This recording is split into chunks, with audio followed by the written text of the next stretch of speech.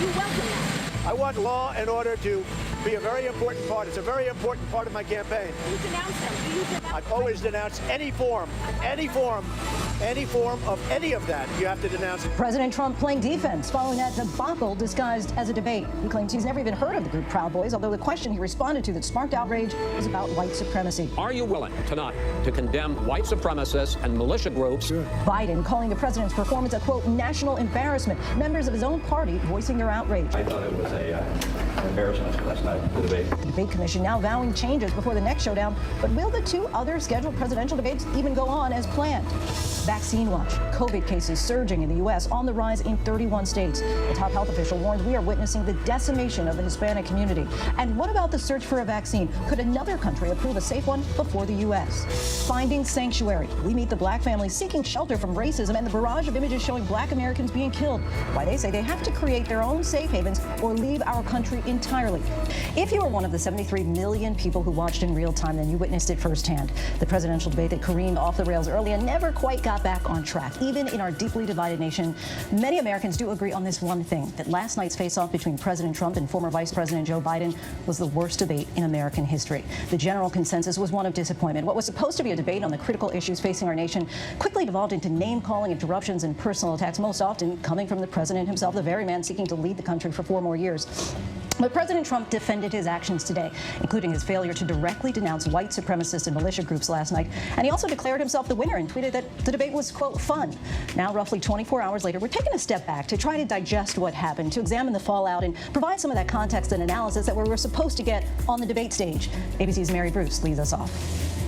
It's being called the worst debate in U.S. history, a disgrace and a disservice to the American public. But today, President Trump called it fun.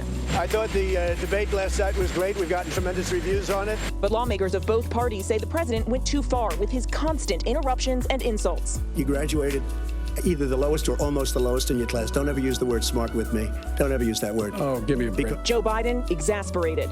I'm not going to answer the question because the question is radical left. Will you shut up, man? Listen, who is on your list, Joe? This Who's is on your so list? Gentlemen, I think this is so He's going to pack the court. The low point of the debate and possibly of Trump's entire campaign was when the president refused to condemn white supremacists. Are you willing tonight to condemn white supremacists and militia groups and to say that they need to stand down and not add to the violence in a number of these cities, as we saw in Kenosha and as we've seen in Portland? Sure, Are you I'm willing prepared to to do specifically that, do it? Well, go ahead, sir. I would say almost everything I see is from the left wing, not from the right wing. So what are you saying? I'm willing to do anything. I want to see peace. Then do it, sir. Say it. Do it. Say it. Do you want to call them? What do you want to call them? Give me a name. Give me a White name. Go ahead. supremacists and Who would you like me to condemn? white supremacists and right Proud militia. Boys, stand back and stand by. But I'll tell you what.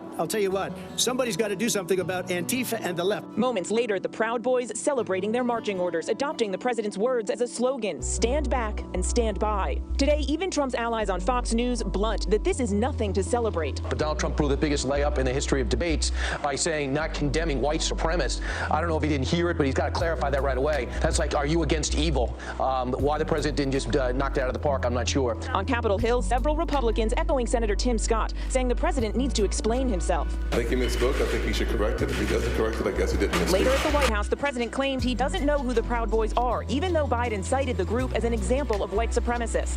I don't know who the Proud Boys are. I mean, you'll have to give me a definition because I really don't know who they are. I can only say they have to stand down, let law enforcement do their work. But he still wouldn't denounce the group, so our Kira Phillips tried again. President, we follow up. White supremacists. They clearly love you and support you.